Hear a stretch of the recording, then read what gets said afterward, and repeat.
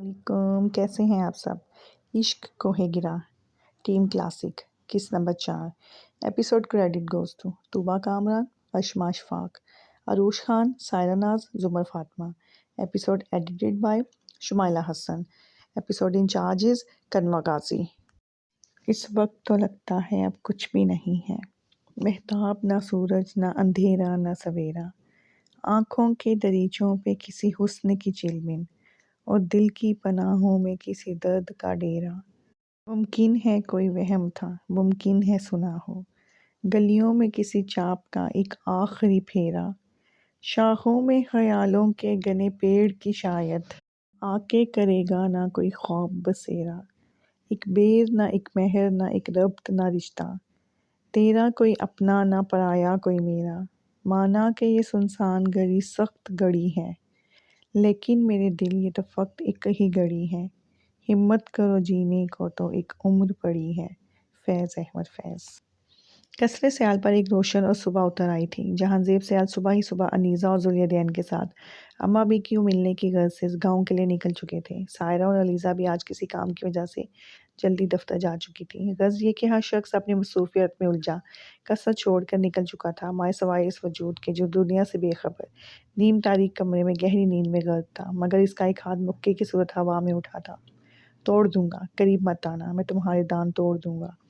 غالباً وہ خواب میں کسی سے لڑ رہا تھا کہ اچانک عین کان کے پاس پڑا فون بج اٹھا، جس کی آواز کو وہ چند سیکنڈ اپنے خواب کا حصہ ہی سمجھتا رہا، لیکن مسلسل بجنے والے الارم نے بالآخر اسے حقیقت کی دنیا میں لا پٹخا۔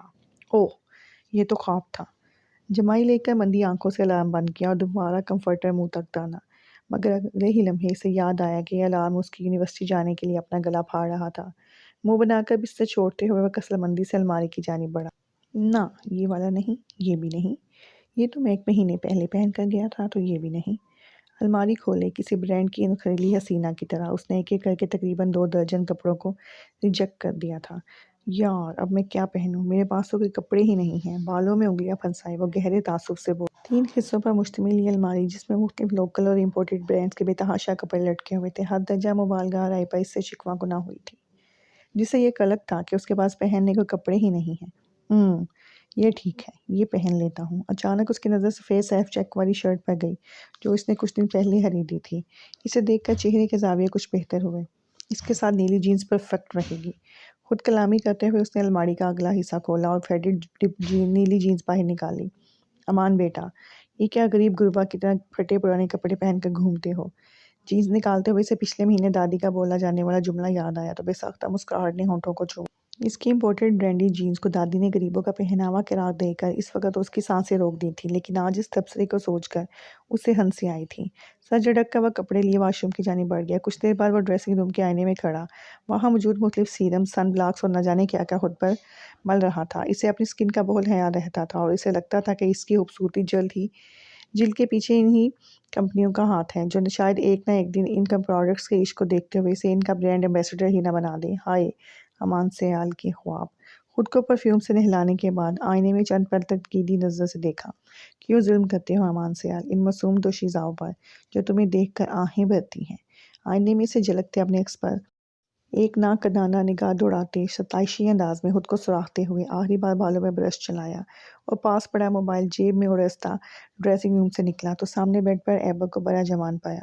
ارے ایبی، آپ کب آئے؟ اس کی اس تکریم بھرے سوال پر ایبک نے آئی برو چکا کر اسے دیکھا۔ ان موقعوں پر ایبک کو عزت دیا کرتا تھا جب اسے اپنی ممکنہ درگت کا خدشہ ہوتا تھا۔ جب تم تیار ہونے میں مگن تھے، اتنے تیار ہو کر جاتے ہو، خیریت تو ہے؟ ایسا لگتا ہے یونیورسٹی نہیں کسی کے ولیمے پر جا رہے ہو۔ ایبک کب سے وہاں بیٹھا ڈریسنگ روم کے کھلے دروازے سے امان کی تیاریاں دیکھ رہا تھا، لیکن کچھ بولا نہیں تھا۔ واہ بھائی واہ، ولیمے پہ ایسے کون جاتا ہے؟ کم از کم 6 ماہ پہلے سے تو فیشل کی سیٹنگ سٹارٹ ہو جاتی ہیں۔ وہ نام بلا کی بھی کوئی چیز ہوتی ہے۔ میں تو ماما کو کہہ دوں گا کم از کم مجھے میری شادی سے 6 ماہ پہلے بتا دے، تاکہ میں ڈیسائیڈ کر لوں مجھے ولیمے کے لیے کون سا پیکیج لینا ہے۔ ایبک نے ہولے سے سر ہلاتے اس کی تنترانیاں سنی۔ وہ جانتا تھا کہ اس نے غلط موقع پر غلط بات چھیڑ دی تھی۔ اب امان سیال کی ٹرین بنا کسی اسٹیشن رکے چلتی جائے گی، اور وہی ہوا تھا۔ امان کی زبان ہنوز چل رہی تھی۔ اب یونیورسٹی بھی تھوڑا تیار ہو کر جانا ہی پڑتا ہے نا، آخر عزت کا سوال ہے، کچھ اپنی بھی پرسنالٹی ہے۔ ویسے بھی آپ کو کیا پتا میرے پیچھے کتنی لڑکیاں پاگل ہیں۔ ہی ساتھ جھاڑ منہ پاڑ چلا گیا تو لڑکیوں نے گاس بھی نہیں ڈالنی، بالوں میں انگلیاں چلاتے وہ فخریہ گویا ہوا۔ اس کہانی کا سارا مقصد دراصل ایبک سیال کو اصل مدعے سے ہٹانا تھا۔ وہ یہاں ایبک کی آمد کے مقصد سے بخوبی واقف تھا۔ کیوں بیٹا، تم بکرے ہو جو گھاس ڈالی جائے گی تمہیں؟ مجھے پہلے بتا دیتے کہ تم یونیورسٹی گھاس کھانے جاتے ہو تو میں گھر میں ہی تمہارے لیے گھاس کا انتظام کر دیتا۔ تنزیہ مسکراہٹ چہرے پر سجائے اس نے امان کی ساری بڑکوں کی ستھری کر دی۔ آخر بھائی تو اسی کا تھا نا۔ اس سے پہلے کہ امان کچھ جواب دیتا ایبک اٹھ کر اس کے قریب آیا۔ ویسے خوش فہمیاں تم نے اپنے قد سے بھی بڑی پالی ہوئی ہیں۔ اس کے کندھوں سے نادیدہ گرد جھاڑتا وہ معنی ہیزی سے کھویا ہوا۔ امان نے جواب دینے کے لیے منہ کھولا ہی تھا کہ ایبک کے اگلے سوال نے اس کی بولتی بند کر دی۔ خیر یہ سب چھوڑو اور مجھے یہ بتاؤ کہ ہمارے جوائنٹ اکاؤنٹ سے تم نے 3 لاکھ نکلوائے ہیں تو کیا میں پوچھ سکتا ہوں کہ یہ کس خوشی میں نکلوائے؟ ایبک کے سنجیدگی سے کیے گئے استفسار پر اس کے گردن میں ایک گلٹی سی ابھر کر معدوم ہوئی۔ ایسا نہیں تھا کہ ایبک کوئی سخت گیر قسم کا بھائی تھا، مگر وہ اس کی چھوٹی بڑی حرکات و سکنات پر نظر رکھتا ضرور تھا۔ امان چند منٹ اسے خاموشی سے دیکھتا رہا، پھر خود کو جواب دینے کے لیے تیار کرتا گلا کھنکھار کر گویا ہوا۔ کیا کریں گے پوچھ کر؟ جانے دیجیے، چھوڑ دیجیے، موج کیجیے۔ ویسے موقع تو خوشی کا ہی تھا۔ ایک آنکھ دباتے ہوئے اس نے مزاح میں بات کو گھمانا چاہا۔ امان مجھے جواب چاہیے ورنہ پھر اگلی بار سوال بھائی کریں گے۔ ایبک جانتا تھا کہ یہ دھمکی کام کرے گی۔ یار ایبک، اپنی خالہ خیرن سے کم نہیں ہو تم، بس مجھے چاہیے تھا نا۔ صوفے پر بیٹھ کر شوز پہنتے ہوئے وہ دانت پیستے جھلایا۔ ایبک کا بات بات پر ذوالدین کی دھمکی دینے پر یوں ہی چل جایا کرتا تھا۔ کیوں؟ اتنی بڑی رقم اچانک کس لیے چاہیے تھی؟ ایبک نے بھی آج سچ اگلوانے کی قسم کھا رکھی تھی۔ امان نے بے بسی سے اس کی جانب دیکھا۔ وہ مجھے آئی فون پرو میکس 13 لینا تھا۔ اب اگر تمہارے اندر ہومز کی روح کو تسلی مل گئی ہو تو کیا میں یونیورسٹی جا سکتا ہوں؟ مجھے دیر ہو رہی ہے۔ بلاخر جیب سے موبائل نکال کر اس کی نظروں کے سامنے کرتا وہ چڑ کر بولا، تمہیں کتنی دفعہ منع کیا ہے کہ ایسے فضول خرچی مت کیا کرو، اور تمہارا پرانا موبائل کدھر ہے؟ ایبک نے ایک ابرو اچکا کر استفسار کیا، گویا اسے شک ہو کہ فون گھر لگ چکا تھا۔ بھائی وہ میرے پاس ہی ہے، لیکن کیا کروں، اکثر ہی کسی کو گفٹ بھی دینا پڑ جاتا ہے، سمجھ تو گئے ہوگے۔ آنکھ کا ایک کونا دبا کر اس نے صوفے پر بڑا بیگ اٹھا کر کندھے پر ڈالا۔ ویسے اگر تم نے بھی اپنی سے مرائے سے بچ کر کسی کو گفٹ دینا ہے تو مجھ سے رابطہ کر لینا۔ وہ اکثر ہی علیزہ کو ایبک سے لڑائی جھگڑے کرنے کے باعث ایک گیمنگ کریکٹر کے نام سے پکارتا تھا۔ مجھے تو تم معاف ہی رکھو۔ علیزہ کا خیال آتے ہی ایبک نے جرجری لی تھی۔ اسے تو بھنک بھی پڑ جاتی کہ امان نے ایسا کوئی مشورہ دیا ہے، اسی کی ہی آنی تھی۔ ویسے بھی ابھی تو میرا دل کر رہا ہے کہ کسی کو ایک تھپڑ گفٹ کر دوں۔ اپنے ہاتھ اٹھاتے ہوئے دانت پیسے۔ خدا حافظ۔ امان اس کی دھمکی کو ہاتھ میں نہ لاتے ہوئے ایک ہوائی بوسہ اس کی طرف اچھال کر تیر کی تیزی سے وہاں سے نکل بھاگا تھا۔ مبادا سچ میں ایبک تھپڑ ہی نہ مار دے، جبکہ ایبک مسکراتے ہوئے گہرا سانس بھر کر رہ گیا۔ اسے امان کے فون خریدنے سے کوئی مسئلہ تھا رہا، مگر اس کی شاخ خرچیوں پر وہ ضرور معترض تھا۔ وہ دل نواز انسان تھا۔ اس کے دوستوں میں سے کسی کو اس کی کوئی چیز پسند آ جاتی تو وہ بلا تاخیر وہ چیز اس کے حوالے کر دیا کرتا تھا، مگر ایبک کو ڈر تھا کہ اپنی عادت کی بنا پر وہ مخلص دوستوں کی بجائے اپنے گرد مطلب پرست لوگوں کا جمگٹا نہ اکٹھا کر لے۔ اسے فکر پیسوں کی نہیں بلکہ اپنے بھائی کی تھی، جو اسے اپنی جان سے بھی بڑھ کر عزیز تھا۔ یہی وجہ تھی کہ وہ اس کی ہر چھوٹی بڑی بات کی خبر رکھتا تھا۔ زیب سیال کے پارٹی آفس کی کانفرنس روم کا منظر تھا، جہاں چھائی خاموشی کو صرف ایک شخص کی رعبدار آواز چیر رہی تھی، اور وہ تھا ذوالدین سیال، جو اپنی انتخابی مہم کی تیاریوں کو لے کر اپنے عملے کے ساتھ بات چیت میں مصروف تھا۔ آرام دہ کرسی کے پیچھے ہلکی آسمانی شرٹ پر لائٹ گرے کوٹ پہنے اپنے مضبوط بازو اس کی پشت پر جمائے وہ نے کچھ ہدایات دے رہا تھا۔ اس کی ذہانت سے بھرپور کالی سیاہ چمکدار آنکھیں اپنے ماتحتوں پر جمی ہوئی تھیں، اور اس لکڑی کی لمبی میز کے گرد بیٹھا ہر شخص گویا سانس روکے سے سننے میں مگن تھا کہ ذرا سی لاپرواہی بھی ذوالدین سیال کی طبیعت پر ناگوار گزرتی تھی۔ تمام یونین کونسلز میں اپنے اراکین کو متحرک کر دیں، کہیں بھی کسی بھی قسم کی کوئی کوتاہی نہیں ہونی چاہیے۔ آخری جملہ ادا کر کے وہ گھوم کر اپنی کرسی پر برجمان ہوا۔ مسٹر ابراہیم، آپ بتا رہے تھے کہ مس لویزا کی نئی میل آئی ہے، تو کیا آپ بتائیں گے کہ آج کے دن انہوں نے مجھے کس مشورے سے نوازا ہے؟ کرسی کا رخ سا ترچھا کر کے اس نے اپنے پی اے کی جانب چپتی ہوئی نظروں سے دیکھتے ہوئے استفسار کیا۔ اس دن ایل کریشنز کی جانب سے بھیجی گئی غصے سے متعلق میل پڑھنے کے بعد ذوالدین نے دوبارہ ان باکس نہ کھولا تھا، مگر اس کا پی اے ابراہیم حنیف بنا کسی توقف کے دوست لویزا کی جانب سے موصول ہوئی میل کے متعلق آگاہ کرنا نہ بھولتا تھا۔ ذوالدین کے سوا کوئی ان میلز کو کھولنے کا مجاز نہ تھا، شاید اسی لیے اس کا پی اے تجسس کے مارے روز اسے اطلاع دیتا تھا کہ وہ بھی جان سکے کہ آخر لویزا نے کیا ہدایات جاری کی ہیں۔ ابھی بھی نہ جانے کیا سوچ کر وہ بالکل اچانک اس موضوع پر آ گیا تھا۔ یس یس سر، ان کی میل ارلی مارننگ ہی ریسیو ہو گئی تھی، ابراہیم نے پرجوش انداز میں جواب دیتے ہوئے سامنے رکھے لیپ ٹاپ کے کی فولڈ پر فوراً انگلیاں چلانا شروع کر دیں۔ اس سے پہلے کہ ذوالدین کا موڈ بدل جائے، وہ جلد از جلد اسے میل پڑھوا دینا چاہتا تھا۔ فاسٹ، مجھے اور بھی کام نپٹانے ہیں۔ ہاتھ میں پہنی گھڑی پر نظر دوڑاتے ہوئے وہ ناگواری سے گویا ہوا۔ ابراہیم کی انگلیوں میں مزید تیزی آئی تھی۔ مجھے بھی تو پتہ چلے کہ ہم جس کمپنی کو چند مشوروں کے عوض ایک خطیر رقم ادا کر رہے ہیں وہ کتنے پانی میں ہے۔ ابراہیم کے چہرے پر نظر دوڑاتے ہوئے استہزائیہ ہنسا۔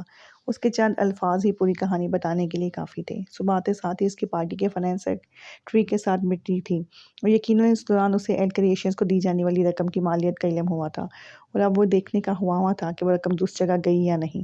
اس کے بعد ہی وہ جہانزیب سیال سے اس بارے میں بات کرنے کا ارادہ رکھتا تھا کہ اسے کسی کے مشوروں کی ضرورت نہیں ہے۔ انہوں نے انتخابی مہم کے لیے چند ابتدائی اقدامات کے بارے میں بتایا ہے۔ میل کھول کر اس نے ذوالدین کی جانب دیکھتے ہوئے آگاہ کیا۔ ذوالدین اور جہانزیب سیال کے بعد وہی تھا جسے ان کے پارٹی اکاؤنٹ تک رسائی حاصل تھی، مگر یہ صرف ذوالدین کا خیال تھا۔ وہ جان جاتا کہ کوئی اور بھی ہے جس کی دسترس میں یہ اکاؤنٹ ہے تو وہ بلا شبہ غدر مچا دیتا۔ تو ابراہیم صاحب، آپ کی مس لویزا کا خیال ہے کہ ذوالدین سیال، جس کے خون میں آباء و اجداد کی نسلوں کا سیاسی تجربہ شامل ہے، جس نے ایک عمر اپنے باپ دادا کو سیاست کرتے دیکھا ہے، ایسی مہم کی ابتدائی اقدامات سے ناواقف ہوگا؟ آئی برو جھکا کر اس نے ابراہیم کی جانب دیکھتے ہوئے طنزیہ لہجے میں استفسار کیا۔ ابراہیم کی تو بے وجہ شامت آ گئی تھی۔ وہ دل ہی دل میں خود کو کوس رہا تھا کہ کیوں بلا وجہ مس لویزا کی ہر میل کی خبر اس کو پہنچاتا ہے۔ اب بلا وجہ ہی اس کے عتاب کا شکار ہونا پڑ رہا تھا۔ نو نو نو نو سر، آئی تھنک آپ کو ایک بار مس لویزا کو سن لینا چاہیے، وہ کبھی بھی غلط مشورہ نہیں دیتی۔ ابراہیم کو مہر بلب دیکھ کر اب کی بار اس کی سپورٹ میں علی بول اٹھا۔ ذوالدین نے شہادت کی انگلی سے ابرو کھجاتے نفی میں سر ہلایا اور اپنی توہموں کا رخ علی کی جانب موڑا۔ میرا خیال ہے کہ اس دفتر کے سارے لوگ اور آپ سب کے دماغوں پر مس لویزا نے کوئی جادو کر دیا ہے، یا پھر آپ لوگوں کو ذوالدین سیال کی قابلیت پر شک ہے جو مجھے ایسے مشوروں سے نوازا جا رہا ہے۔ First of all remember one thing, مجھے اس تھرڈ کلاس کنسلٹنٹ کی ضرورت نہیں ہے جو ویب کے پردے میں اپنی علمیت کا جھوٹا پرچم لہراتے ہیں۔ دوسرا، میں کسی کو دیکھے بغیر، اس سے ملے بغیر، اس کی قابلیت پرکھے بغیر اسے اپوائنٹ نہیں کرتا۔ سو میری طرف سے مس لویزا فارغ ہیں۔ جو بھی ایشوز مجھے ہیں اور جو ہوں گے، آئی ایم شیور کہ میں خود سوالو کر لوں گا۔ ٹیبل پر دونوں ہاتھ جمائے، ذرا سا جھک کر تمام لوگوں کو باری باری دیکھتے ہوئے اپنے محسوس اکھڑ انداز میں حکم سنا کر کا بٹن بند کرتا کرسی چھوڑ کر کھڑا ہوا۔ اور ویسے بھی میں نے اگر ایک اندیکھے وجود کے آرڈرز کو ہی فالو کرنا ہے۔ So what are you guys doing here? اب کی بار خود کو کوسنے کی باری علی کی تھی، جو بلا وجہ ہی آب ہے مجھے مار والے محاورے کی عملی تفسیر بنا بیٹھا تھا۔ سر، مس لویزا اب سے ہمارے ساتھ کام نہیں کر رہی۔ ایکچولی لاسٹ ٹائم بھی ان کی میلز کا مہم میں کافی کارآمد اثر رہا ہے اور اس لیے اس بار جہانزیب سر نے انہیں آپ کے لیے ریکمینڈ کیا ہے۔ دل میں آلتو جلالتو کا ورد کرتے علی نے بالآخر اسے قائل کرنے کی ایک اور کوشش کی۔ یوں تو وہاں بیٹھا ہر شخص اس بات سے واقف تھا کہ اس سر پھرے شخص کو سمجھانا بینس کے آگے بین بجانے کے مترادف ہے، اس پر مستزاد یہ کہ جہانزیب بھی آج میٹنگ میں شریک نہیں تھے۔ یعنی مجھے یہ یقین کر لینا چاہیے کہ یہاں مجھ سے زیادہ مس لویزا کے فرما بردار موجود ہیں۔ گڈ۔ کمرے میں ادھر سے ادھر ٹہلتے ہوئے اس نے دانت پر دانت جمائے، ضبط سے ہنکارا بھرا، جبکہ سامنے بیٹھے لوگوں کی نگاہیں اس کی جنبش کے ساتھ پنڈولم کی طرح ہل رہی تھیں۔ چلیں، کچھ دیر کے لیے مان لیتے ہیں کہ مس لویزا دی جینٹل کوئین ہے، تو دی گریٹ مس لویزا کی بھیجی گئی میل سننا ایک بات تو بنتا ہے۔ شروع کریں Ibrahim. I want to know what she is. وہ دوبارہ اپنی کرسی پر بیٹھ کر اسے ہاتھ سے اشارہ کرتا اب دونوں کوہنیوں کو ٹیبل کی اوپری سطح پر ٹکا کر باہم انگلیاں پھنسائے اسے بغور دیکھ رہا تھا، جو اس وقت اچھا خاصا نروس نظر آ رہا تھا۔ خود ذوالدین کا یوں بار بار ٹہلنا، کرسی چھوڑنا اس کے اندرونی خلفشار کو ظاہر کر رہا تھا۔ ابراہیم نے خوف اور اندیشے کے ملے جلے تاثرات کے ساتھ اپنی توجہ دوبارہ سامنے رکھے لیپ ٹاپ کی طرف مبذول کی۔ میل باکس واپس کھولتے ہی سامنے لویزا کی بھیجی گئی میلز نمایاں تھی۔ وہاں بیٹھا ہر شخص ہی اب اپنی توجہ اس کی جانب مرکوز کیے بے چینی سے یہ جاننے کے لیے خواہاں تھا کہ آخر ذوالدین سیال کو قابو کرنے کے لیے جہانزیب سیال نے جس کا چناؤ کیا ہے وہ واقعی اتنی قابل ہے کہ ذوالدین جیسے اکھڑے بندے کو کسی کام کے لیے راضی کر سکے۔ سر، پہلے کانٹریکٹ پڑھ کر سنا دو۔ ابراہیم نے جھجکتے ہوئے استفسار بیٹھے جلاد نما باز کے ہولے سے ہلتی گردن پر تیزی سے معاہدے کی شقیں پڑھنا شروع کی، جن میں سے زیادہ تر باتیں تو وہ علیزہ کی زبانی جان چکا تھا۔ اس کے علاوہ اس معاہدے کی چند اہم شقوں میں سے ایک اہم شق موجودہ معاہدے کی مدت ختم ہونے کے بعد مزید مشاورت کے لیے نئے سرے سے کمپنی سے معاہدہ کرنا ہوگا تھی۔ ذوالدین کی نگاہیں مسلسل ابراہیم پر جمی ہوئی تھیں۔ وہ بنا کچھ کہے لب بھینچے سے بغور سن رہا تھا، جس کی بات ابھی جاری تھی۔ دوسرے فریق کی جوابی ای میل کے بعد ہی کمپنی باقاعدہ مشاورت کا آغاز کرے گی۔ آخری شق کے ختم ہوتے ہی ابراہیم نے رومال سے ماتھا صاف کرتے ایک گہرا پرسکون سانس خارج کیا کہ اس دوران ذوالدین یکدم خاموش بیٹھا رہا تھا، جبکہ دوسری جانب ایک آدھ شق سے اختلاف رکھنے کے باوجود ذوالدین یہ تسلیم کر چکا تھا کہ یہ ایک بہترین معاہدہ تھا جو دونوں فریق کو مد نظر رکھ کر ہی بنایا گیا تھا، مگر وہ زبانی اظہار کے حق میں نہ تھا۔ آگے چلیں۔ معاہدہ مکمل پڑھنے کے بعد ابراہیم اس کی طرف متوجہ ہوا تو اس نے بنا کسی تبصرے کے اسے مزید میلز کھولنے کا عندیہ دیا۔ اب وہ ایک ایک کر کے ساری میلز پڑھ رہا تھا۔ ان میں سے ایک میں خوش اخلاقیت کا درس تھا تو دوسرے میں اسلامی روح سے سیاست کی اہمیت پر روشنی ڈالی گئی تھی۔ ایک میل میں اخلاقی اقدار کے بابت بات کی گئی تھی تو اگلی میں جھوٹ کے بارے میں ایک سیر حاصل نوٹ تھا۔ غرض کے ابتدائی تمام تر میلز شخصیتی تمیز سے متعلقہ مواد پر ہی مبنی تھیں۔ ذوالدین بے تاثر چہرے کے ساتھ تمام تر میل سنتا رہا، مگر شاید کہیں سے اندر وہ لیویزا کی شخصی فہم و فراست کا قائل ہو رہا تھا۔ ان میلز میں موجود مواد کسی صورت بھی نظر انداز کیے جانے کے قابل نہ تھا، سوائے انا یا ذاتی اناد کی بنا پر۔ باری باری تمام ای میلز پڑھنے کے بعد ابراہیم کو ایک میل پر رکا، دوست بنائیں۔ اتنا بول کر وہ خاموش ہو گیا۔ ذوالدین نے سوالیہ انداز میں ابروچ کھائے۔ What's next? آگے کیا ہے؟ سر، اس میں صرف دوستی کے متعلق لکھا ہے۔ لبوں پر زبان پھیرتا وہ ہلکے سے منمنایا، کیونکہ فی الحال ذوالدین کی آنکھوں میں دیکھنا قیامت تھا۔ ابراہیم ان دو الفاظ پر اپنے باس کی آنکھوں میں اترتی سرخی سے غافل نہ تھا۔ Is this some special kind of joke? What you guys think that I will win this election by following this nonsense? It's hilarious. کیا یہ خاص قسم کا مذاق ہے؟ آپ لوگوں کو کیا لگتا ہے کہ میں یہ الیکشن اس بکواس کے ذریعے جیتوں گا؟ یہ انتہائی بیہودہ مذاق ہے۔ انتہائی اشتعال انگیز لہجے میں گرجتا وہ کرسی پیچھے دھکیل کر اٹھا اور بنا کسی کی جانب دیکھے یا کسی کو سنے لمبے لمبے ڈھک بھرتا کانفرنس روم سے باہر نکل گیا۔ پیچھے سارا عملہ اپنے باس کے اس عجیب و غریب رویے پر حیران تھا، جس نے ڈیروں میلز نہایت سکون سے سنی تھی، مگر دوستی کے متعلق دو لفظ سنتے ہی وہ بڑک اٹھا تھا۔ دوست بنائیے۔ اپنے کمرے میں آ کر بھی ان دو لفظوں کی باز گشت اس کے پیچھے پیچھے ہی چلی آئی تھی۔ اس نے میز پر رکھے گلاس میں پانی انڈیلتے ایک ہی سانس میں ختم کیا، مگر دین کو سکون ابھی بھی نہ آیا تھا۔ ہاتھ میں پکڑے گلاس کو دیوار پر مارتے ہوئے اس نے اپنے اندر کا اشتعال باہر نکالنا چاہا۔ ٹوٹے کانچ کی کرچیاں اس کے اندر پھیلی چبھن کی طرح پورے کمرے میں پھیل چکی تھیں۔ یہ دو لفظ اسے شاہ زیب کی یاد دلا گئے تھے، اس کا عزیز جان دوست، جس سے وہ پچھلے 10 سالوں سے اپنی خود ساختہ انا کی خاطر ناراض تھا۔ اس کا جرم نکاح کے بعد سائرہ خدا بخش کی حمایت تھا، جو ان کی دوستی کی راہ میں دیوار بن کر کھڑا ہو گیا تھا۔ ذوالدین کو ایک بار پھر اس لڑکی سے بے بنا نفرت محسوس ہوئی، جو اس کی نظر میں اس کے رشتوں کی قاتل تھی۔ تمہیں حساب دینا ہی ہوگا۔ من ہی من جوڑ توڑ کرتے وہ سائرہ کے خیال سے مخاطب ہوا۔ ایک بھولا بسرا منظر اس کے ذہن کے پردے پر ابھرا تھا۔ ریلیکس ہو جاؤ ذوالدین، کیوں خود کو پریشانی میں ڈال رکھا ہے؟ ایک نہ ایک دن تو تمہاری شادی کرنی ہی تھی نا۔ شاہ زیب نے رسان سے کہتے ہوئے اس کے کندھے تھپ تھپائے تھے۔ وہ دونوں بچپن کے دوست تھے، ہر دکھ سکھ کے ساتھی، اور ذوالدین کو یوں پریشان دیکھ کر وہ خود بھی بے چین تھا، لیکن اس پر شو نہیں کر رہا تھا۔ البتہ اسے اس پریشانی سے نکالنے کے لیے وہ سچے دل سے خواہاں تھا۔ شادی کرنی تھی شاہ زیب، میں نے کب انکار کیا، مگر میں اس طرح اور خاص طور پر اس لڑکی سے شادی کرنے کے حق میں نہیں تھا۔ ٹھیک ہے، اگر ایسا ہی ہونا تھا تو وہی لڑکی کیوں، دنیا کی کسی بھی لڑکی سے شادی ہو جاتی، مجھے شکوہ نہ ہوتا، مگر وہ لڑکی اماں جان کو اس قدر عزیز ہے کہ انہیں اگر اپنے تینوں بیٹے بھی اس پر وارنے پڑیں تو وہ دریغ نہیں کریں گی۔ بچپن سے اماں جان اس کے معاملے میں ہمارے ساتھ ناانصافی کرتی آئی ہیں۔ میں کیا ہوں آخر ان کی نظر میں، کیا مقام ہے میرا؟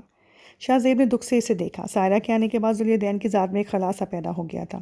نہ جانے کیوں اسے یہ غلط فہمی سی ہو گئی تھی کہ انیزہ سائرہ کے مقابلے میں اسے کم اہمیت دیتی تھی۔ شاہ زیب اکثر اسے سمجھانے کی کوشش کرتا، وہ اس معاملے میں کچھ سنتا ہی نہ تھا۔ ذوالدین، کیوں خود کو اذیت دیتے ہو یار؟ کتنی بار سمجھایا ہے تمہیں کہ آنٹی کو لے کر شکوک کا شکار مت ہوا کرو۔ ویسے بھی جو ہونا تھا وہ ہو گیا، بیتی باتیں بھول جاؤ، اب وہ تمہارے نکاح میں ہے، تمہاری عزت ہے۔ شاہ زیب نے اسے سمجھانے کی ایک اور صحیح کی تھی۔ یہی تو سب سے بڑی زیادتی ہے کہ وہ میرے نکاح میں ہے۔ بہت کاری وار کیا ہے سائرہ نے، میں اسے کبھی معاف نہیں کروں گا۔ میرا دماغ پھٹنے لگتا ہے جب میں یہ سوچتا ہوں کہ اس لڑکی کو ہمیشہ کے لیے میرے پلے باندھ دیا گیا ہے۔ اس کی سوچوں کا یہ سلسلہ اس کے فون کی بجتی گھنٹی نے توڑا۔ یہ منظر اس کی خود ساختہ جلا وطنی سے پہلے شاہ زیب سے آخری ملاقات کا تھا۔ داہنے ہاتھ کی 2 انگلیوں سے آنکھیں مسل کر سر جھٹکتے ہوئے وہ فون کی طرف متوجہ ہوا۔ اس کی نام نہاد انا جانے اب کیا گل کھلانے والی تھی۔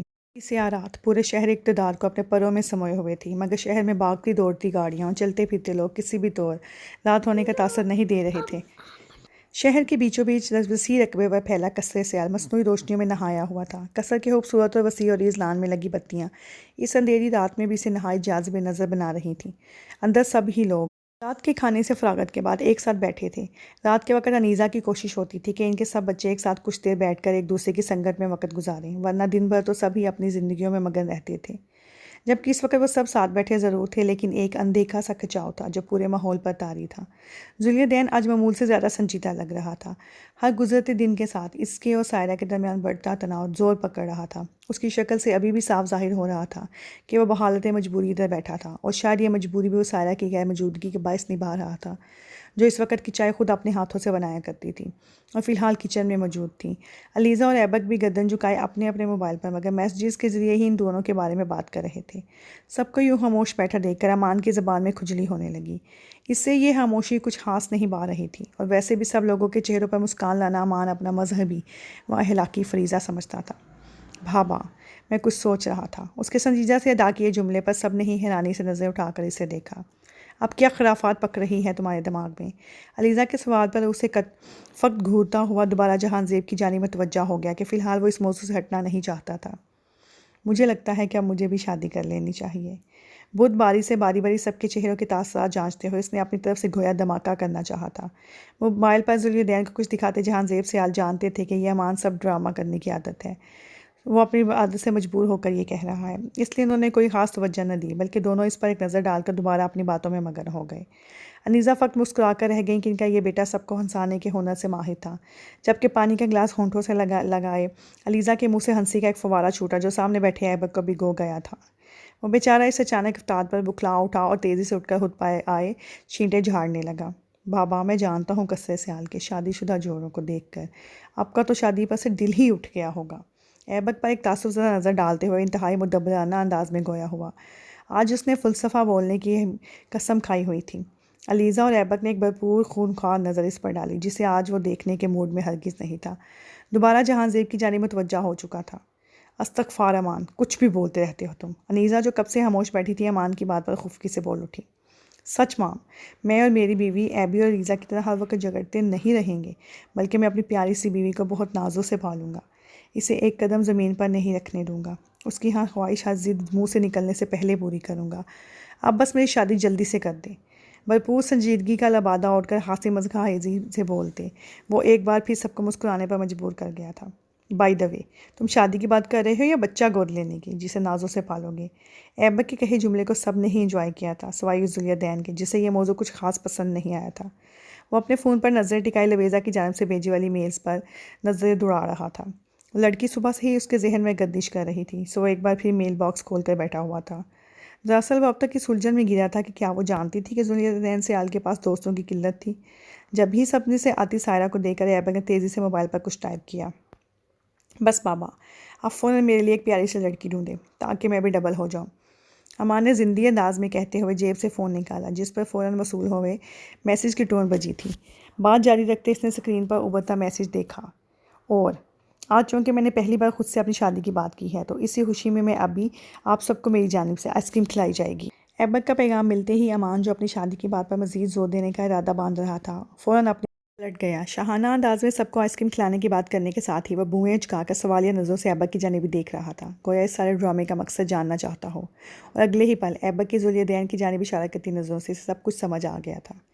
ولی بھائی، آپ بھی ہمارے ساتھ آئس کریم کھانے چلیں گے، جیسے ہم لوگ بچپن میں جاتے تھے، آپ، میں، ایبی، سائرہ اور علیزہ۔ پرجوش انداز میں بچپن کی یاد تازہ کرتے ہوئے اس نے ذوالدین کی جانب دیکھا، جو سائرہ کو چائے میز پر رکھتے ہوئے دیکھ کر وہاں سے اٹھنے کا ارادہ باندھ رہا تھا۔ امان کی بات پر چونک کر اس کی طرف متوجہ ہوا۔ تم لوگ چلے جانا، مجھے اب ایسا کوئی شوق نہیں ہے۔ سائرہ کو دیکھتے ہی نہ جانے کیوں کڑواہٹ اس کے اندر کا حصہ بن جایا کرتی تھی۔ مگر بھائی، آپ تو آئس کریم کھانے کے کتنے شوقین تھے، امان نے جیسے پھر وقت یاد کروانا چاہا۔ میں ایسے بہت سے فضول شوق چھوڑ چکا ہوں امان، ایک تیرچھی نظر سائرہ پر ڈالتے ہوئے اس نے لب بھینچے۔ وہ دانستہ ہر اس چیز سے کنارہ کر رہا تھا جو سائرہ کی پسند تھی۔ یہ کیا بات ہوئی؟ آپ کو میری ہونے والی شادی کی بالکل بھی خوشی نہیں ہے؟ وہ امان ہی کیا جو آسانی سے کسی کا پیچھا چھوڑ دے۔ ایبک اسے اکثر ہی آیا کرتا تھا، کیونکہ اسے جس ٹارگٹ کے پیچھے لگایا جائے وہ اپنا مشن پورا کر کے ہی دم لیتا تھا۔ امان ہم سب کو تمہاری نہ ہونے والی شادی کی بے تحاشا خوشی ہے، ہم سب چلیں گے نا تمہارے ساتھ، ویسے بھی آئس کریم کی آفت تو کوئی بات ذوق ہی رد کر سکتا ہے۔ علیزہ نے فوری طور پر پرجوش انداز میں بیچ میں مداخلت کی تھی کہ ذوالدین کہیں کہاں سے کہیں معاملہ نہ بگڑ جائے۔ سائرہ تم بھی چلو گی نا؟ امان نے چائے کا کپ اپنی طرف بڑھاتی سائرہ سے بھی تصدیق چاہی، جو اصل گفتگو سے لا علم تھی، مگر آئس کریم سے انکار اس سے بھی گوارا نہ تھا۔ ہاں بابا، ہم لوگ کوئی بد ذوق تھوڑی ہیں جو آئس کریم کو انکار کر دیں۔ سائرہ نے فٹ سے جواب دیتے نادانستگی میں ذوالدین کو تپایا، جبکہ در حقیقت وہ اپنے تئیں علیزہ کی بات کی حمایت کرنا چاہ رہی تھی، مگر ذوالدین نے اسے دوسرے پہ رائے میں ہی لیا تھا۔ ویل، کون کتنا باذوق ہے اس کا اندازہ یہاں سب کو ہی ہے۔ ذوالدین کہاں خاموش رہنے والا تھا، وہ بھی تب جب کوئی اس کی ذات پر طنز کرے۔ جہاں زیب سیال اور انیزہ جو کب سے خاموش تماشائی بنے چائے پیتے مسکراتے ہوئے سب کی باتیں سن رہے تھے، ذوالدین اور سائرہ کی سرد جنگ سے پریشان ہو رہے تھے۔ کیا آپ مجھ سے مخاطب ہیں مسٹر سیال؟ سائرہ کے اس لہجے میں پوچھے گئے سوال پر ذوالدین کے ماتھے پر پڑے بلوں میں اضافہ ہوا تھا۔ اسے سائرہ کے اس انداز میں خود کو مخاطب کرنا بالکل پسند نہیں آیا تھا۔ کیا میں ذوالدین سیال ایسی سنگین غلطی کر سکتا ہوں؟ اس نے طنزیہ انداز میں سائرہ کی آنکھوں میں دیکھتے استفسار کیا تو کچھ پل دونوں شرارے پھوٹتی آنکھوں سے ایک دوسرے کو دیکھتے رہے، لیکن جلد ہی سائرہ نے باقی سب کے خیال سے نظریں پھیر لیں۔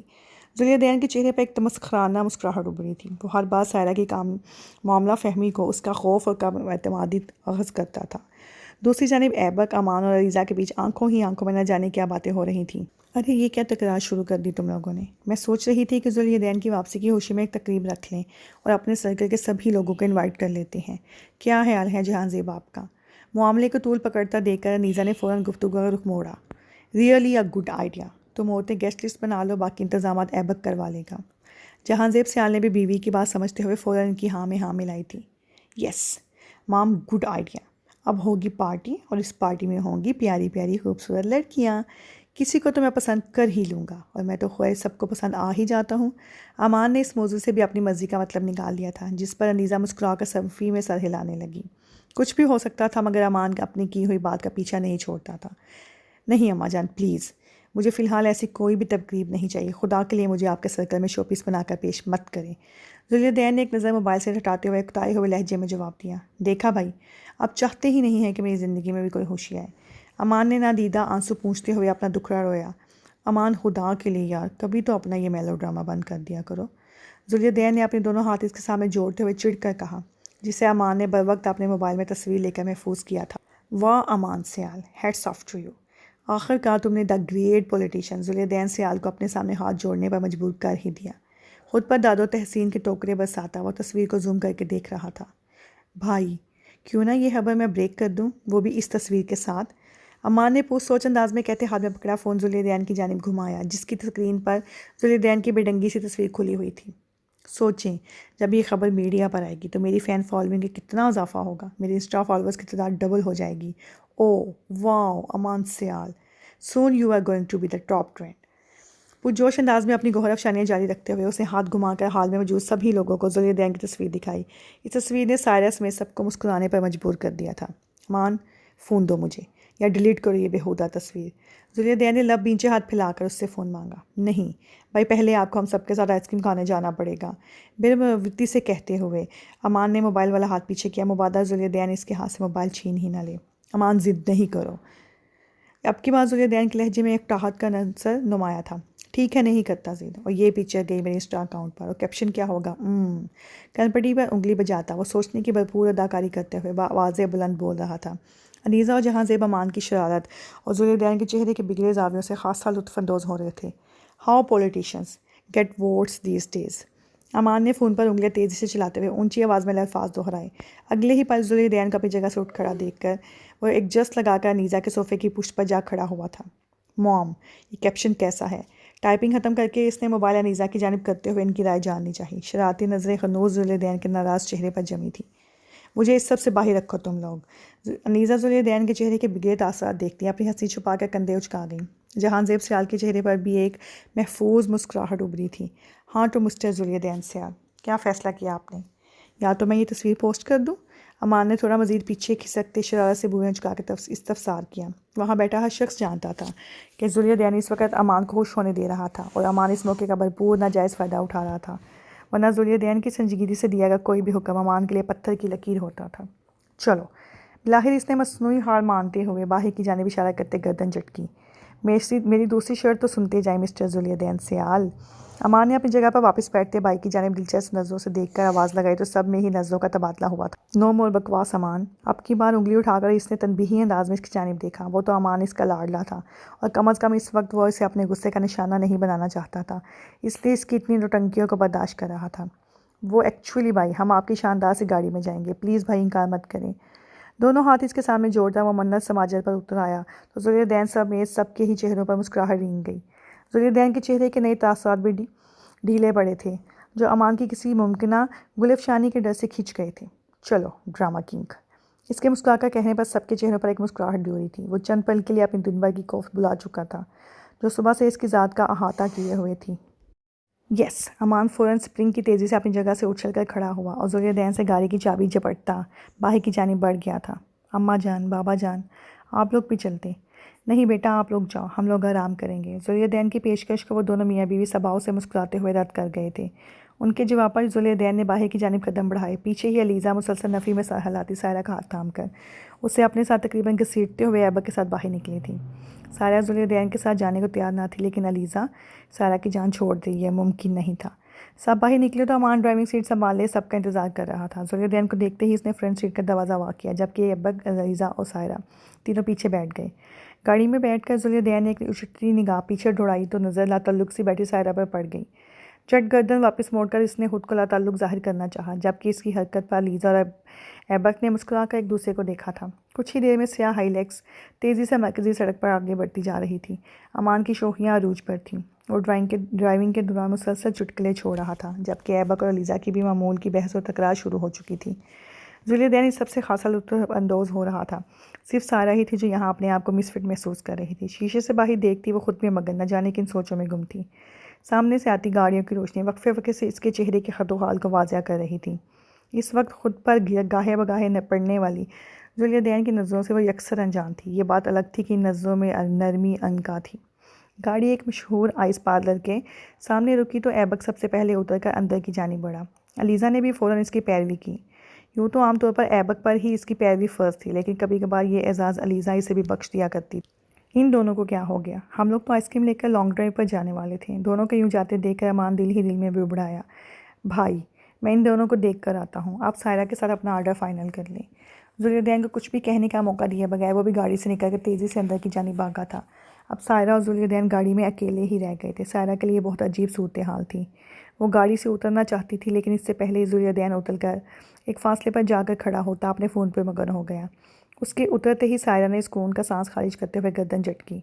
وہ باہر کھڑا فون پر کسی سے محو گفتگو تھا جب اس کی نظر ایک فاصلے پر کھڑے ایک رپورٹر پر پڑی جو اس وقت عوام سے موجودہ سیاسی صورتحال تھا۔ وہ ایک مشہور زمانہ رپورٹر تھا جو آج کل سیاستدانوں کے پیچھے ہاتھ دھو کر پڑا تھا اور ان کو شرمندہ کرنے کا کوئی بھی موقع ہاتھ سے جانے نہ دیتا تھا، اور سب سے بڑھ کر وہ مخالف پارٹی کا بندہ تھا جو ان سے موٹی راضی رقم لے کر باقی سیاستدانوں کے بارے میں صحیح یا غلط کچھ بھی خبر پھیلانے سے گریز نہیں برتا تھا اور اس کے لاکھوں مداح اس کی باتوں پر آنکھیں بند کر کے یقین رکھتے تھے۔ ایسے میں اگر وہ ذوالدین سیال کو یہاں دیکھ لیتا جو آج کل سیاست میں قدم رکھنے کے بعد پرنٹ اور سوشل میڈیا پر چھایا ہوا تھا تو اپنی ریٹنگ کے چکر میں وہ کچھ بھی کر سکتا تھا۔ عین اسی وقت بھیڑ میں موجود چند لوگ ذوالدین کو پہچانتے ہوئے اس کی جانب متوجہ ہوئے۔ وہ اسی وجہ سے ایسی جگہوں پر آنے سے کتراتا تھا۔ اپنی ذاتی زندگی کو خبروں کی زینت بنانے میں کوئی دلچسپی نہ تھی۔ وہ کسی بھی عوامی جگہ پر لائم لائٹ میں نہیں آنا چاہتا تھا۔ لوگوں کو متوجہ ہوتے دیکھ کر وہ فوراً گاڑی میں بیٹھتا، بنا آگے پیچھے دیکھے تیزی سے گاڑی نکال کر وہاں سے لے گیا۔ جلدی میں وہ سائرہ کی گاڑی میں موجودگی کو بھی یکسر فراموش کر چکا تھا جسے ذوالدین کی اس حرکت کی بھی وجہ سمجھ نہ آئی تھی۔ وہ سیدھی ہو کر بیٹھتی ارد گرد دیکھنے لگی۔ امان، علیزہ اور ایبک سب کے لیے آئس کریم لے کر باہر نکلے تو ذوالدین کی گاڑی کو موڑ کاٹ کر دوسری جانب جاتے دیکھ کر وہ سب نہ سمجھی سے ایک دوسرے کو دیکھنے لگے تھے۔ یہ بھائی کدھر گئے؟ ذوالدین کی گاڑی کو حرکت کرتا دیکھ امان نے ہاتھ میں پکڑی آئس کریم سے لے گئی بائٹ تیزی سے نگلتے ہونک پن سے ایبک سے یوں دریافت کیا گویا اس سے مشورہ کر کے ہی وہ کہیں گئے ہوں۔ میرے خیال سے گھر سے نکلنے تک تو مجھے الہام نہیں ہوتے تھے۔ اب تمہارے کہنے پر کسی موکل کو پکڑتا ہوں کہ مجھے بتا دے کہ بھائی اپنی منکوہہ کو لے کر کہاں گئے ہیں۔ ایبک کے جل کر کہنے پر بے ساختہ امان اور علیزہ کی ہنسی چھوٹی تھی۔ وہ تو پھر لے گئے، ایک تم ہی تھے جسے سب کچھ مجھے ہی سمجھانا پڑا۔ علیزہ نے گھورتے ہوئے ایبک کی دکھتی رگ پر ہاتھ رکھا۔ بندہ تا زندگی آپ کا مشکور رہے گا مادام۔ اس کی یاد دہانی پر ایبک کو کورنش بجا لایا۔ یہ تانا اٹھتے بیٹھتے سننا اب اس کی عادت ہو چلی تھی۔ اس لیے وہ اب اسے خاطر میں نہ لاتا تھا۔ سر، آپ آج کل کے سیاستدانوں کے بارے میں کچھ کہنا چاہیں گے؟ وہی رپورٹر ادھر آ کر امان کے سامنے کرتے سوال پوچھ رہا تھا۔ ان سب کے بیچ معنی خیز نظروں کا تبادلہ ہوا۔ انہیں اب ذوالدین کے جانے کی وجہ بخوبی سمجھ آ گئی تھی۔ آج کل کے سیاستدان نہ خود سکون سے آئس کریم کھاتے ہیں اور نہ ہی کسی اور کو کھانے دیتے ہیں۔ امان نے آئس کریم کی ایک اور بڑی سی بائٹ لے کر بولتے ہوئے اس رپورٹر کو بھی سپ ٹپٹانے پر مجبور کر دیا تھا۔ اس بیچارے کو اندازہ ہی نہ تھا کہ وہ غلط جگہ پر ہاتھ ڈال بیٹھا تھا۔ میں ان کی بات سے پوری طرح متفق ہوں، بلکہ میں تو یہ کہوں گی کہ نہ صرف سیاستدان بلکہ میڈیا والے بھی ہماری آئس کریم کے پیچھے پڑے ہیں۔ علیزہ نے اس رپورٹر کو کچھ بھی کہنے کا موقع دیا بغیر امان کے ہی انداز میں اس کو بھی اپنے نشانے پر لیا تھا۔ وہ بیچارہ خمندق بنائے ان کی لن ترانیاں سن رہا تھا جو اس وقت اس کی کلاس لے رہے تھے، جو ہمیشہ لوگوں کی کلاس لیا کرتا تھا۔ آپ غالباً ایبک سیال ہیں، جہانزیب سیال کے صاحبزادے اور ذوالدین سیال کے بھائی۔ آپ کو کیا لگتا ہے کہ آپ کے بڑے بھائی انتخابات جیت کر اپنے باپ دادا کی سیٹ سنبھال پائیں گے؟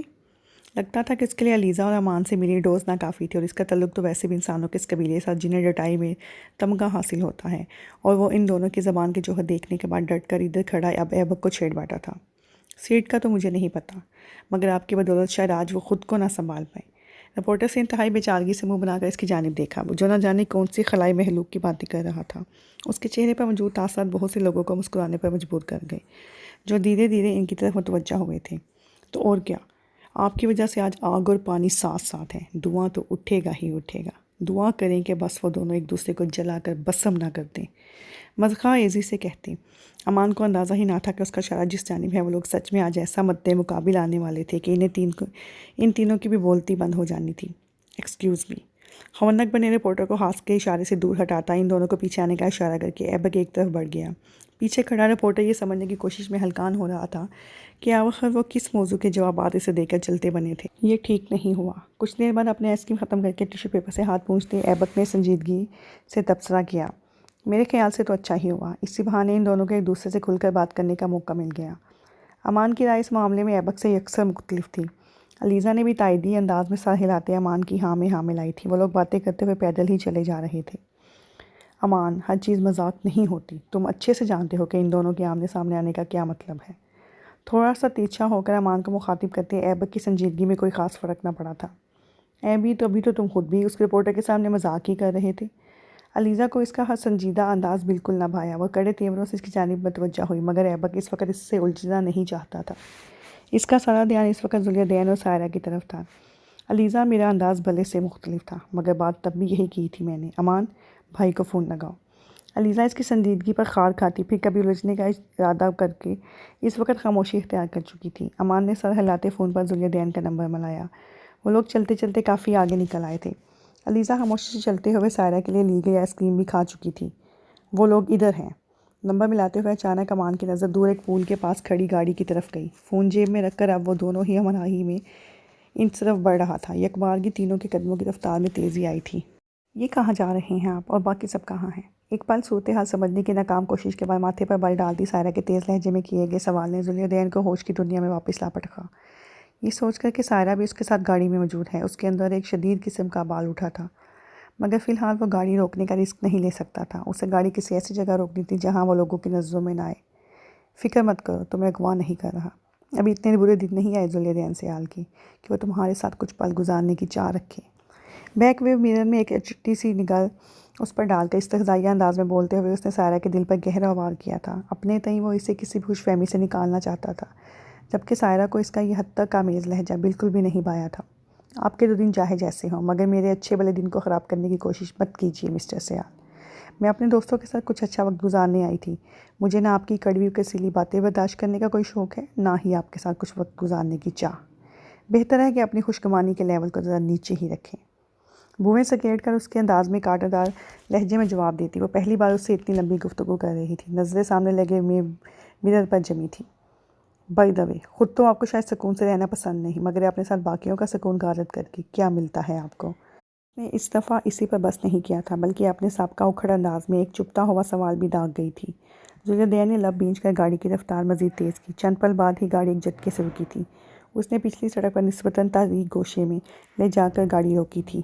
مجھے کسی بھی قسم کی کوئی خوش فہمی پالنے کی کوئی ضرورت نہیں ہے، مگر ایک سوال ضرور ہے کہ جو تم نے میری زندگی اور میرے گھر میں آ کر میرا چین و سکون اور میری ہنستی کھیلتی زندگی برباد کر دی، اس کے بارے میں کیا رائے ہے تمہاری؟ اپنی سیٹ پر پورا گھومتے ہوئے سائرہ کی آنکھوں میں اپنی آنکھیں گاڑ کر وہ سرتنزیہ انداز میں سوال کر رہا تھا۔ گاڑی میں چھائے اندھیرے کو دور کرنے کے لیے چند گز دور آگے پول سے آتی روشنی کی ایک لکیر ناکافی تھی۔ وہ دونوں اس وقت ملگجے سے اندھیرے میں ایک ایبک کی توقع کے عین مطابق ایک دوسرے کے مد مقابل تھے۔ میں نے ایسا کچھ بھی نہیں کیا۔ یہ نفرت کی آگ آپ کی خود کی لگائی ہوئی ہے، جس میں آپ شاید مجھے بھی جلانا چاہتے تھے، مگر افسوس کہ اس میں آپ خود جل رہے ہیں۔ خود کو اپنے ماں باپ اور اپنے خاندان سے 10 سال تک آپ نے خود دور رکھا ہے، میں نے نہیں۔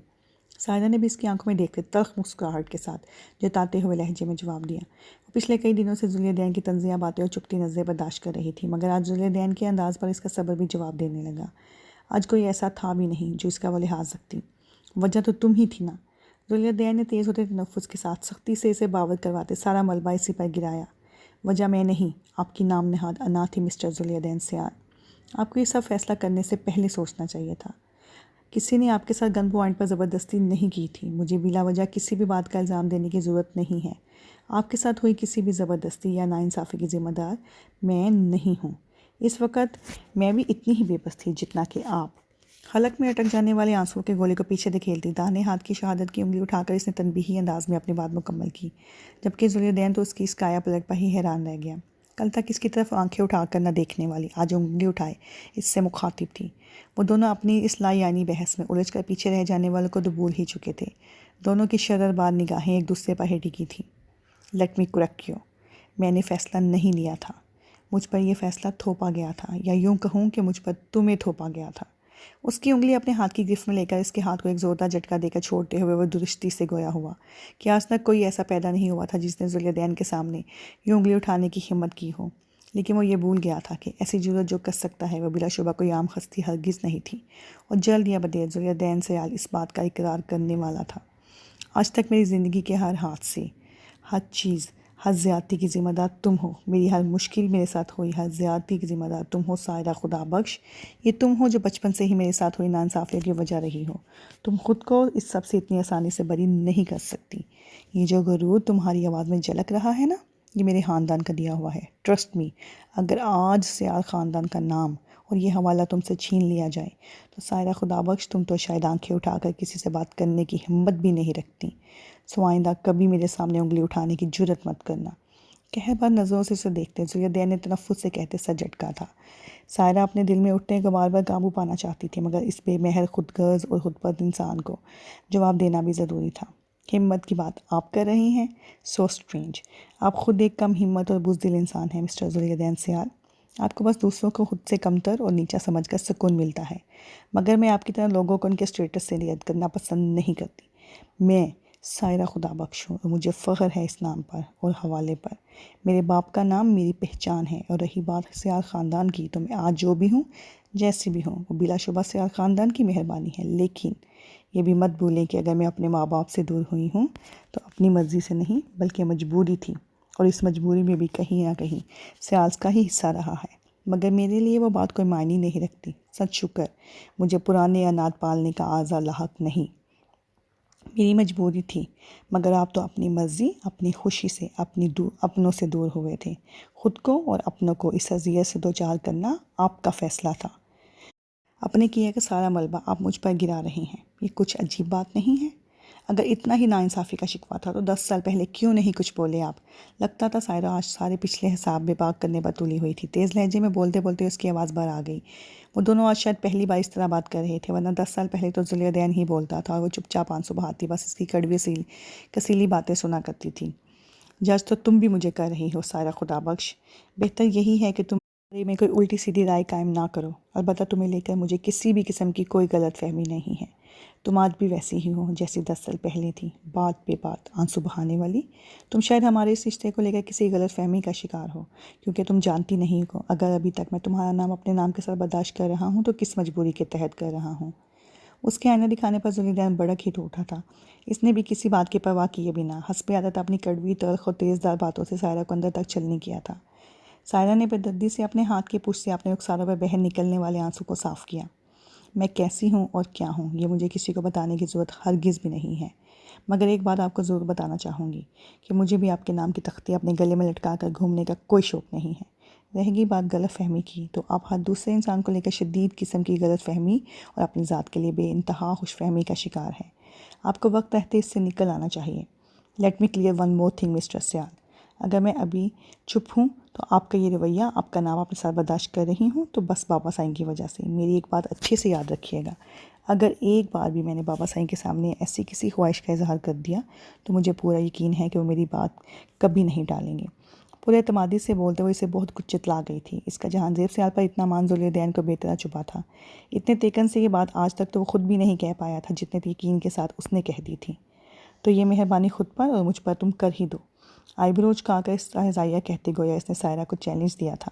کیوں، آپ میں ہمت نہیں ہے؟ یا پھر اس میں غریب ملازم کی بیٹی کے کندھے پر رکھی بندوق چلا کر آپ اپنے آپ کو اپنے ماں باپ کی نظروں میں معتبر کرنا چاہتے ہیں، تاکہ کل کو آپ کہہ سکیں کہ آپ مسٹر ذوالدین سیال ایک اچھے اور فرمانبردار بیٹے ہیں جس نے اپنے ماں باپ کے فیصلے پر سر جھکا کر ایک ملازم کی بیٹی کو اپنے نکاح میں لے رکھا ہے اور چپ چاپ پچھلے 10 سالوں سے اس رشتے کو قائم رکھے ہوئے ہیں، جبکہ دوسری طرف میں سائرہ خدا بخش، ایک خود غرض لڑکی جس نے سیال خاندان کے احسانوں کو نظر انداز کرتے اپنی خوشی کے لیے کسی رشتے کسی بات کا مان نہیں رکھا۔ عزت اور فیوچر کی خاطر سیال خاندان نے اپنے سب سے انمول ہیرے کو قربان کیا تھا۔ اس نے سب کی محبتوں کو اپنے پاؤں تلے رون دیا اور آگے بڑھ گئی۔ ہرگز نہیں، میں اپنی زندگی میں تو یہ بالکل بھی نہیں کروں گی۔ آنسوؤں کو ایک بار پھر پیچھے دھکیل کر انگلی سے اپنی جانب اشارہ کرتی وہ ایک ایک لفظ چبا کر ادا کر رہی تھی۔ اس انداز استہزاء لیے ہوئے تھا۔ ذوالدین اسے سلگتی نظروں سے دیکھے گیا، جس کے تیور آج بالکل بدلے ہوئے تھے، اور اگر یہ تنہائی کبھی نہیں میسر نہ آتی تو اس کی شخصیت کی یہ پرت تو شاید اس پر کبھی کھلتی ہی نہیں۔ اگلی بار مجھ سے ایسے پیش آنے سے پہلے یہ سوچ لیجیے گا مسٹر سیال کہ اگر آپ کو میری طلب نہیں تو آپ بھی میری چاہ نہیں ہیں، ہو ہی نہیں سکتے۔ آپ اپنی زندگی میں جسے چاہیں شامل کریں، مجھے رتی برابر پرواہ نہیں ہے، مگر اگلی بار مجھ سے اس لہجے میں بات مت کیجیے گا۔ آنسو اندر اتارتی مضبوط لہجے میں کہہ کر وہ گاڑی سے اترنے لگی۔ وہ اس شخص سے کہیں دور چلے جانا چاہتی تھی، مگر جیسے ہی وہ اپنی بات مکمل کر کے گاڑی سے نکلی، سامنے سے ایبا، کلیزہ اور امان کو اپنی جانب آتا دیکھ کر اس کے قدم زنجیر ہوئے تھے۔ وہ ان کے سامنے اپنے دل کی حالت ظاہر نہیں کرنا چاہتی تھی، سو ان کے قریب آتے ہی بادل ناخواستہ خود کو کمپوز کرتی واپس گاڑی میں سوار ہو گئی۔ اندر بیٹھے ذوالدین نے ایک زوردار ہاتھ اسٹیئرنگ وہیل پر مارتے اپنے اندر کے اشتعال کو باہر گرا دکھائی۔ وہ بھی بنا کسی لحاظ کی گاڑی وہاں سے نکال لے جانا چاہتا تھا، مگر ایبک لوگوں کو گاڑی کے قریب رکتے دیکھ کر اس نے اسٹیئرنگ پر اپنی گرفت مضبوط کرتے خود کو پرسکون کیا۔ یہاں کیوں آ گئے آپ لوگ؟ ہمیں کتنا چلنا پڑا؟ علیزہ نے گاڑی میں بیٹھتے ہی ذوالدین سے شکایت کی، مگر ذوالدین نے کوئی بھی جواب دیے بنا گاڑی سٹارٹ کر دی تھی۔ سائرہ کے چہرے کے تاثرات نیم اندھیرے میں کچھ واضح تو نہ تھے، مگر اس کی گہری خاموشی ان سب پر یہ بات واضح کرنے کے لیے کافی تھی کہ یہاں کچھ تو ایسا ہوا ہے جو نہیں ہونا چاہیے تھا۔ علیزہ اور امان ایبک کی بات پر ایمان لے آئے تھے۔ علیزہ نے ایک بار سائرہ کو مخاطب کرنے کی کوشش کی، مگر ایبک نے رفیع میں سر ہلا کر اس کے ہاتھ پر دباؤ ڈالتے اسے کچھ بھی کہنے سے باز رکھا تھا۔ گاڑی واپسی کے راستے پر گامزن تھی اور اس میں چھائی غیر معمولی خاموشی سب کو ہی بے چین کر رہی تھی، مگر یہ بات کرنے کے لیے مناسب وقت نہ تھا۔ امان بھی کافی سنجیدہ دکھتا تھا۔ ذوالدین تنیہ صاحب کے ساتھ تیزی سے ڈرائیو کرتا 15 منٹ کا سفر 8 منٹ میں مکمل کر چکا تھا۔ قصر پہنچتے ہی وہ بنا کچھ کہے سونے گاڑی سے نکل کر اندر کی جانب بڑھ گیا۔ پورے راستے سائرہ کے کہے الفاظ کے باز نے اسے ایک بار پھر 10 سال پیچھے دھکیل دیا تھا۔ وہی غصہ، وہی نفرت ایک بار پھر اس کے دل و دماغ پر اپنی اجالہ داری قائم کر رہی تھی، جس نے اسے اپنے خاندان، اپنے چاہنے والوں سے دور ہونے پر مجبور کر دیا تھا۔ سائرہ کا حال بھی ذوالدین سے مختلف نہ تھا۔ وہ سب لوگ ہی خاموشی سے اپنے اپنے کمروں میں چلے گئے تھے۔ یہ بات الگ کہ آج کی رات سونا ان میں سے کسی کی بھی قسمت میں نہ تھا۔ ان کے ذہنوں کے دریچوں پر ماضی نے بڑے زوردار انداز میں دستک دی تھی، وہ ماضی جس میں بہت سی تلخ یادیں پنہاں تھیں، اور ماضی کا سفر تو بہت کم خوشگوار رہا ہے۔ اب یہ دیکھنا یہ ہے کہ اس سفر کا اختتام کیا ہونا تھا۔